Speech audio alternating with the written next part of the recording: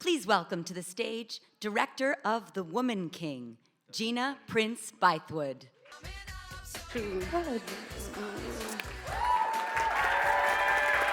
Hey, good morning. Good morning.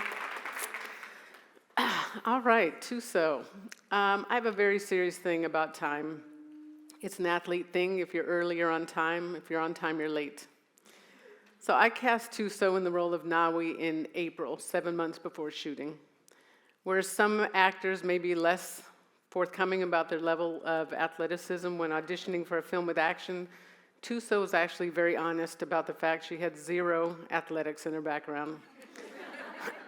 But when I looked her in the eye and I asked her if she would do absolutely everything she needed to embody this warrior, she said yes, and I believed her. I also knew she needed to start training immediately. We didn't have the budget to start the 2 days that would come later. So I invited her to come join my personal kickboxing sessions at the House of Champions with the head of the dojo. So the first day we're scheduled to meet at 9 a.m. I'm excited. It's day one of our journey. I'm early, about 10 minutes. Putting my wraps on, 8:55, no Thuso. But okay, she technically has 5 minutes. And then 9 hits, no Thuso.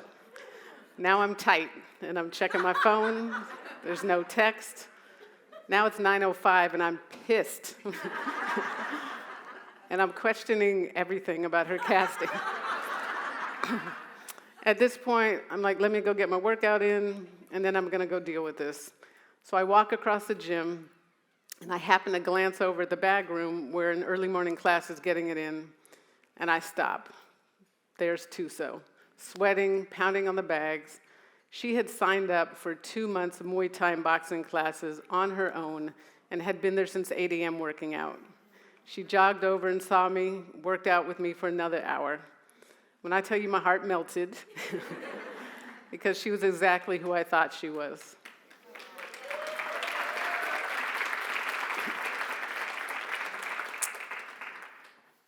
I knew within moments of Thuso's audition that she is a generational talent. Her craft is impeccable, her instincts are next level, and she possesses that rare, innate vulnerability that makes an audience care deeply about her. I saw talent who is destined to be great. The word great is an important one to me. I do not use it often or without merit. Serena, Beyonce, Viola, they get it. And it's something I myself aspire to. But talent alone is not enough to achieve greatness. In the film, Izogi tells Nawi, to be great, you must focus. Thuso has that focus. The role of Nawi is one of intense drama and intense action. Thuso had to train to become a warrior and to do her own fighting and stunts. Weight training, fight training, weapons training, fight choreography, running training, 3 to 4 hours a day, 5 to 6 days a week. For months, she pushed herself beyond what she thought even she was capable of. I cannot express how hard it is to do what she did. We built an incredible trust. I knew she was down for whatever and would work until she mastered increasingly difficult choreography. Literally, hey Thuso, I need you to learn how to take out 5 men in battle with your machete tied to a rope. She's like, sure, Gina. She took the limits off of our imagination. But what endeared her to me even more was that I could trust her with Nawi's emotional journey. I could trust her with my truth. My guttural connection to this film is Nawi's story. I shared this truth with Thuso, and she respected it, honored it, and embodied it. The depth of her emotion was so great, it was like a mirror, and she helped me face my own demons and heal. Thuso is a miracle. When you hear her journey and what she has overcome, you will marvel that she is here, not only standing, but thriving. She cares deeply about the world, cares deeply about others. She was adamant that the premiere of The Woman King in South Africa was not about shine on her, but about shining a light for girls like her.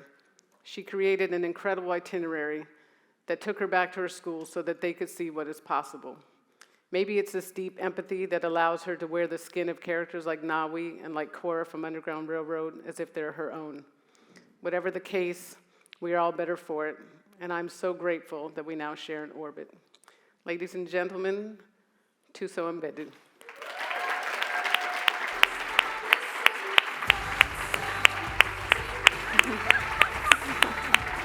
Finally. Oh my gosh. Thank you very much, Gina. I keep telling you that you will not get me, but you stay getting me. Seriously, I was backstage like crying. I'm like, oh my gosh, I need tissues. I had no tissues. That is a talent that you should add to your resume, Gina. No joke. But also remember that at some point I need to reserve my tears for my career, right? That's what I'm known for, my tears. Thank you, and good morning, everyone. I am Thuso Mbedu, as Gina so beautifully put it. I am going to give you a list of names, and we will collectively hope that they make sense to you as I continue our conversation. And yes, in my head, this is a conversation because I hate public speaking. Honestly, ask anyone in South Africa who has ever asked me to talk anywhere, and they will tell you real quick and in a hurry that it's always an unequivocal, unhesitated no. Because I really, really, really, like, public speaking is a mess for me. So in this conversation, there might be like random moments of silence because in my head, one of you has asked me a question, and that's what happens when someone else speaks, I keep quiet, right? Yes, that is a very good question. Why don't we start? Appreciate the question, and I will raise you one better and say, where do I start? Okay, cool, yes. I might also be regurgitating a few cliches. One, it's because they've proven true to me and my journey. And two, it is probably your first time hearing it in a South African accent, so just nod, wave, and pretend it's profound, right? Yay! Okay, cool. So, where do I start? Yes, the list of names that will hopefully make sense as we speak through this. Okay, cool. So, it will be Denny Miller, Amanda Lane, Barry Jenkins, Gina Prince Bythewood, and Viola Davis. Those are the names. Commit them to memory or not. I mean, only time will tell if it was worth it. Okay, cool. So where do I start? What do I talk about? I have been alive for 31 years. And so I have approximately 11,482 days worth of content, much of which I cannot remember. And I think that's another reason why I decline speaking engagements. They always want me to talk about me, my journey, everything that I've learned, and honestly, I cannot remember much of it. I think, I tell people that I get paid to remember, and they think I'm joking, but I'm not. I think it's like a coping mechanism. Like when I really sat with it, that was my conclusion. It's like, the body protecting itself from past and present hurts. And this is taking a very dark turn. So, sincerely, I lost my mother at the age of 4 to a brain tumor. And as a result, I have very limited but specific memories of her. So one is that she used to take us to the public swimming pool where I used to swim on the top step. 2, she used to bring us strawberries. And then 3, she had bought me and my sister a big dollhouse. And for the longest of times, I was convinced that the dollhouse was turquoise. And my sister, who historically has had, the better memory between the two of us, was always adamant that it was pink. Pink is the more likely color because why would anyone manufacture a turquoise dollhouse to begin with, right? And so I get why my sister would say it was pink, but honestly, I did not believe her until this past Sunday. Yes, the 11th of December, 2022. Because I was really trying to figure out where I could have possibly come up with this random turquoise color for a dollhouse. And I remember, I don't have a lot of pictures of my childhood. I lost most of those when we lost our family home in 2015. But I remember there was a picture of me, my sister, and I think our nanny standing outside a turquoise house.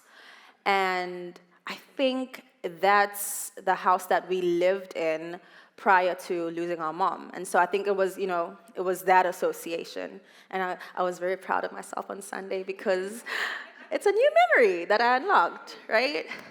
Yeah, and so all of that is to say that, when I lost my mother, my life changed drastically. She knew that she was dying, and so she planned for it accordingly. But those months leading up to her passing might have been the most traumatic of my life, and that's why my brain shut parts of itself down. Life as I'd known it was somewhat drained of color. Life was distorted. I remember standing by her casket and asking her to wake up, and she didn't.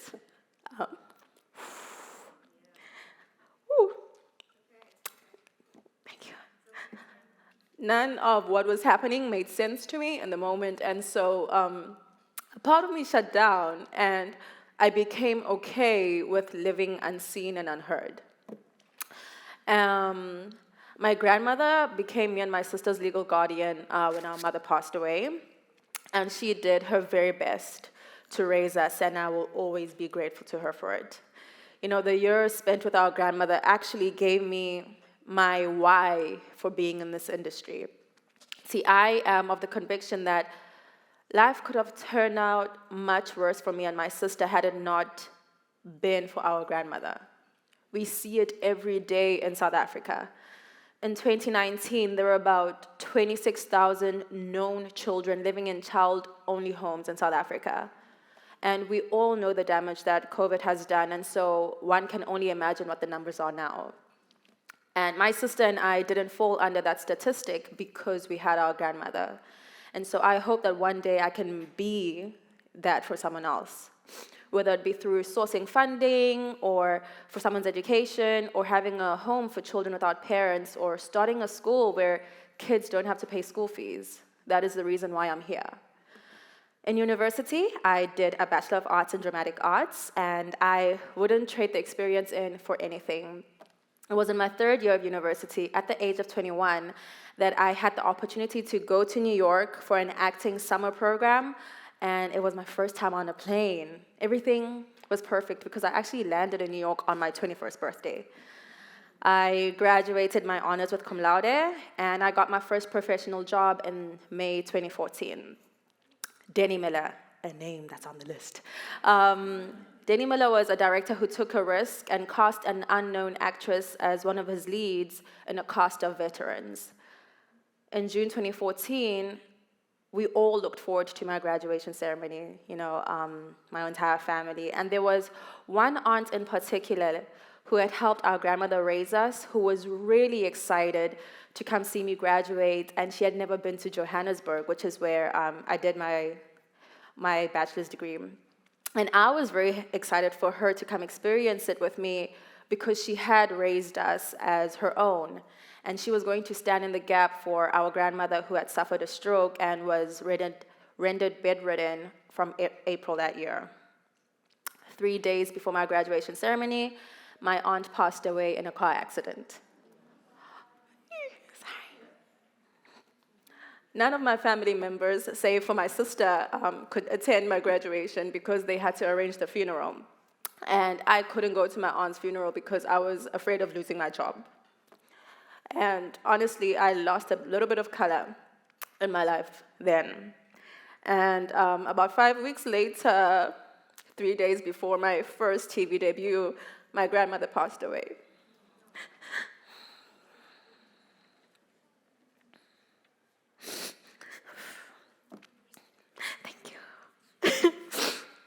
And there was no color left to lose beyond that. After my grandmother passed away, I honestly didn't care whether I lived or died. I lived recklessly. And by that, I slept a whole lot more. I am rather very boring in real life. I'm sorry. I took unprescribed medication to keep myself numbed and asleep because in that moment, my dreams were always better than my reality. I tried to write what I was feeling, and I actually found something that I wrote that sort of sums it up, and it reads, "Write to me a letter, tell me that I will overcome, that this too shall pass. Tell me that the hurt and the pain is part of the healing, that the darkness is necessary for me to find the light. Write to me a letter, write to me a poem, write to me a song. Just write to me. Tell me that I will always love you and that's okay, that one day I will love again and that's okay too." And my world was that blur until Amanda Lane happened in 2016. The role that Amanda Lane gave me was the difference between life and death for me. You know, receiving that audition brief, I told myself that I would audition like it was my last audition. I gave it the last of everything that I had, that by the time I got the call back, I had nothing left. And I secretly made the decision not to do the callback because I had nothing left to give. But fortunately, I received a call saying that I did not need to do the callback because the role was mine. But I actually don't want anybody adopting that attitude. No. 0 stars, would not recommend. Don't do that. Because remember, I had given up. I was in a very dark place at the time, and the character, you know, the role, the opportunity was a much needed light. And I told myself that I would act as if it was the last character I would play. And through a great script and an amazing director, I earned 2 international Emmy nominations for that role. Thank you. And then now we fast forward to 2019. I had worked and saved up enough money to be in LA for about 2.5 months. And that seems like, you know, nothing to you, but that money would have given me like a good, comfortable living for South Africa for a good year had I chosen to stay home. And during my time in the beautiful but chaotic City of Angels, I got the opportunity to audition for the Underground Railroad. Thank you. I didn't believe I would get it because, again, I am a South African in America, but I did all that I could, and that was my best. And Barry Jenkins took the risk. Working with Barry has been one of the greatest honors of my life. I don't have the words to summarize the experience. You know, I was stretched, I was challenged, and I grew. Oh, and before I started shooting, I had a dream of my mother. It was the first dream I'd ever had of her, and I was 28 at the time. In the dream, I'd walked into my Savannah apartment, and there she was, as beautiful as ever, and she looked at me and said, "Everything will be all right." And that was it. And then, you know, Barry is a very flexible director. He told me during the test shoot that he doesn't direct the first take. He lets the actor make the offer, and then he takes it from there. And there were many instances while shooting the Underground Railroad where Barry would look at our offers and say, "I didn't see it that way. I love it." And then he would run and change the script to accommodate our offer. And I mention this because there was a time where Aaron and I had made some offer, I cannot remember what it is now, and Barry loved it so much that he went and he changed something in episode 8. We were shooting episode 2. And in episode 8, Cora sees Caesar in a dream. Barry didn't know it at the time, but when he tweaked the scene, he changed its essence to mirror the dream I'd had of my mother. And that was Barry, you know. Thank you. Yes, Barry! And so now we fast forward to 2021. And my biggest question is, which part of X plus Y could ever equal to me being in conversation with Gina Prince Bythewood and Viola Davis, talking about a project that would shoot in my home country? A project that will lift the veil and stir up a fight in women and children and people who have been othered globally. The Woman King went against everything the industry had told me I could not be. It went against everything I was not allowed to want or to desire. I honestly didn't know that dreams could come true in the way that they did until The Woman King. You took a risk on me, Gina. And I now have to dream bigger because of you. Thank you. You know, I think the hardest part of my journey was thinking that I'm alone in a world that doesn't understand my heart and purpose. We're in an industry that can choose to reject you based on how you look, regardless of how much you can offer or add value. But all you need is someone who is willing to take that risk. And you know what? With all the rejections that I've suffered and with everything that life has taken from me, it has gifted me with a peculiar perspective, and that is the worst they can say is no. And the people in here are in many different positions. So to those who are like me, all you can do is your best. Go out there, bet on yourself. The worst they can say is no. To those who make the decisions, I urge you to take the risk. Go for the unknown. That's where the change is. It might surprise you, like the Woman King surprised the box office.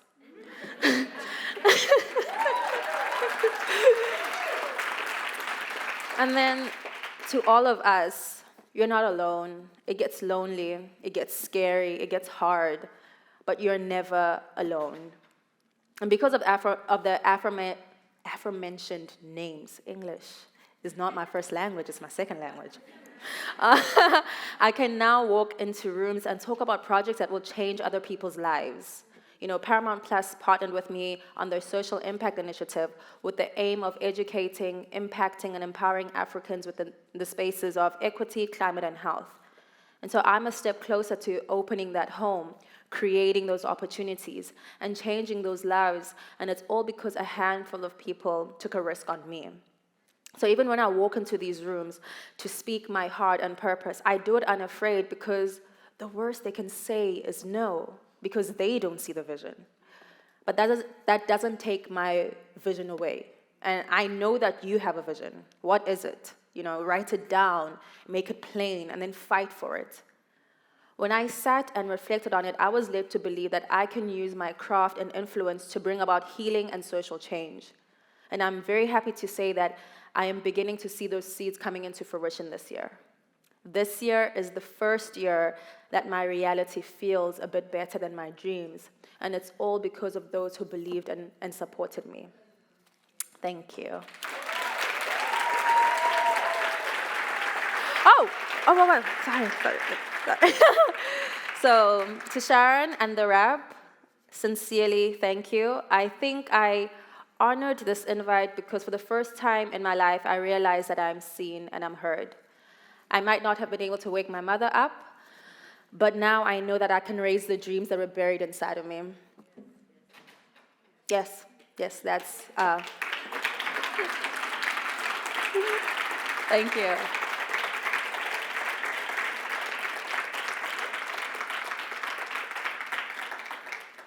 That is the end.